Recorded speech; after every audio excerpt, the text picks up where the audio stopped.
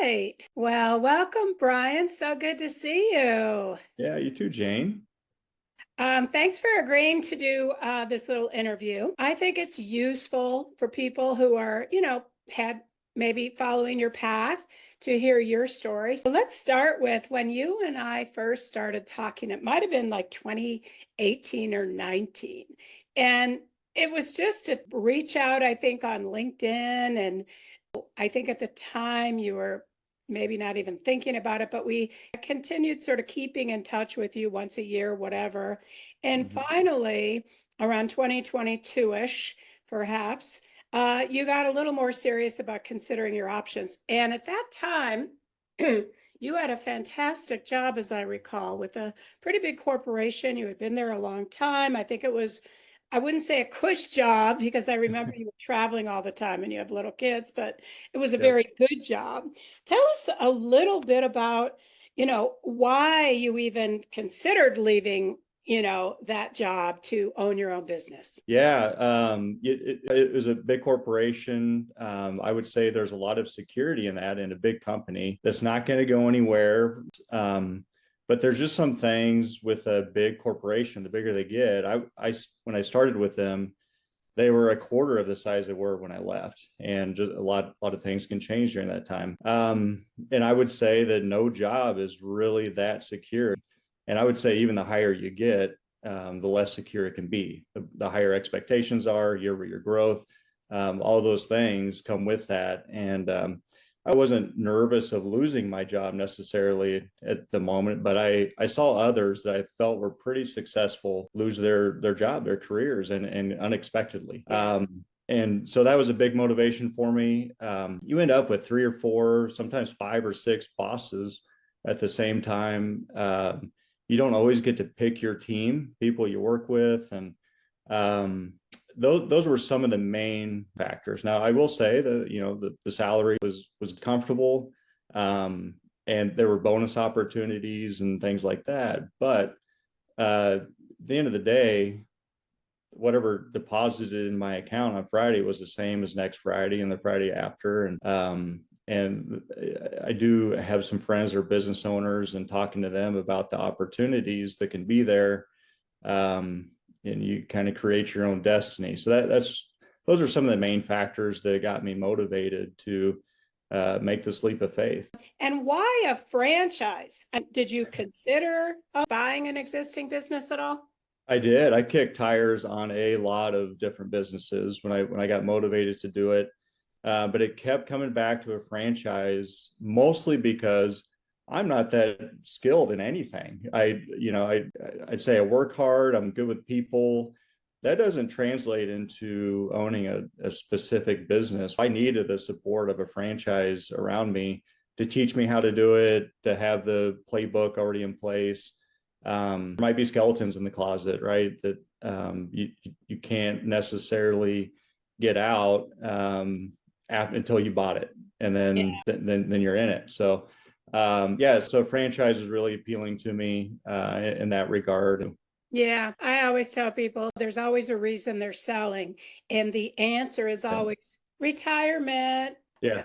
Not every business owner can possibly be wanting to retire. And secondly, the odds of you finding a business that you are excited about, matches your skill sets, is in your budget, is not ridiculously overpriced, because it's like a home. Everybody thinks their home is worth more than it's worth.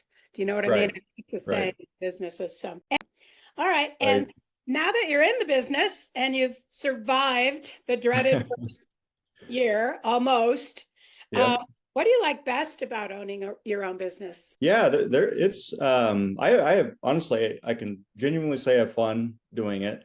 And I would say that the positives and the first that comes to mind every time when somebody asks me this is that it was really cool this summer. I have a 15-year-old son, and anybody that has 15-year-olds, you know that you barely see them. And if they are home, they're in the room or whatever, doing their own thing. And he needed a job, and I needed some help at work. and it worked out perfect. I got to spend all summer with him. We rode in the truck together in the morning, and he would come in, and he worked hard. He did really good. And so that was just a wonderful experience that reminded me, why I did this. And I could never have done that at my previous company. It just wouldn't have been allowed. But so that first and foremost, and at a big corporation, like I mentioned earlier, you don't really get to pick your people. You kind of do, but here I get to pick who I'm surrounded with, and people I enjoy working with, people that have my same mindset, and I think we've got a pretty good team built up here, and so that's fun. I say also I like to give back when I can and where I can. So whether it be a religious organization or the school district or things that I'm passionate about, I've been able to do that. Or my employees, just special things for them that on a whim, do something nice for them to show appreciation for their extra effort put in on things. You're not able to do that at a big company. I would say there's a lot of rewards that come with some of the jobs we're working on, financially. Granted, we're in our first year, and I can see where these rewards will be there. And hopefully, be able to afford employees that can help replace some of the work that I'm doing now, and slowly kind of remove myself more and more from the business. Granted, I don't think I'm the type of person that can ever completely step away, but the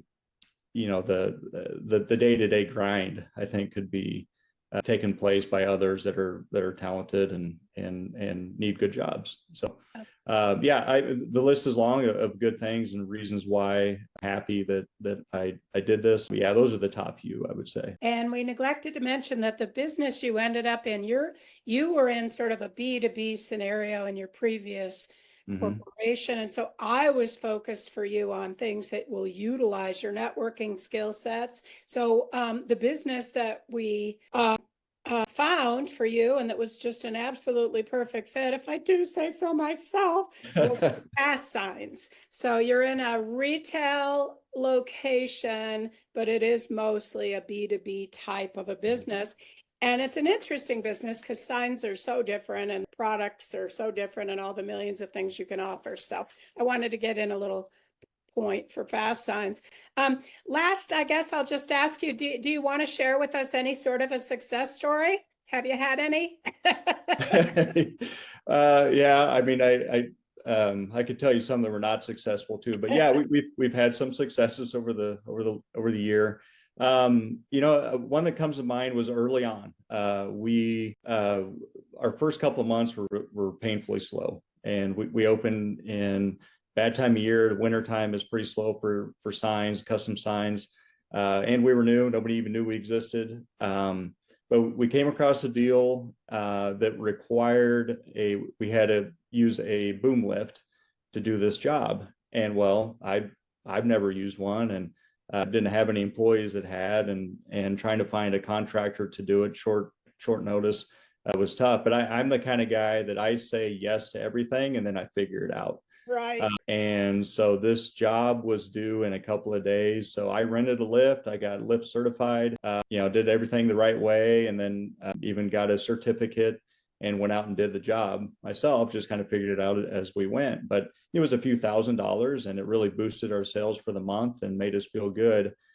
And so there was a big high five moment, felt really good afterwards. I would say that was early on, kind of what, sparked, hey, we can do this. We can do bigger jobs. We have the abilities and the capabilities to do it.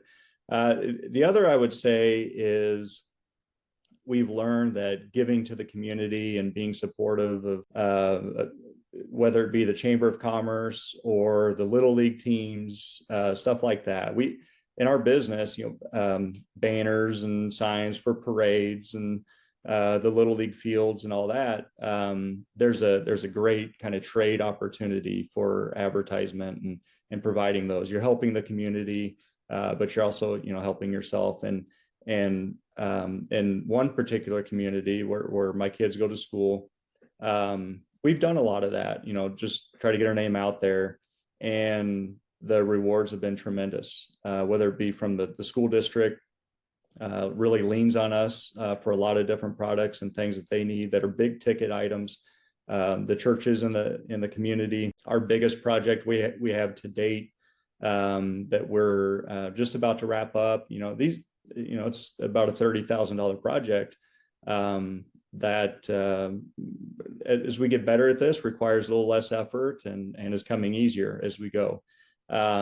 So yeah, I mean, we've had some up and down months, but I would say the last 4 or 5 months, after we broke even, it's come easier to tackle those bigger projects and making that investment for the next month to continue to grow. So one we're doing right now is for again, the same town, my hometown where we live, the big city sign that'll be along the highway. Oh, And the big fantastic. monument there. Yeah, so that'll be neat. Something to get to drive by every day and say, I did that. And everybody else will see it. And so that's pretty rewarding. That's cool. I love that. So tangible. Well, I appreciate all of your time, Brian, and I look forward to, I can tell you're just going to kill it. So I look forward to doing this a year from now when you've hit your more than $1 million mark. And Yes. I appreciate your taking the time with us. Yeah, Jane, anytime. Yep.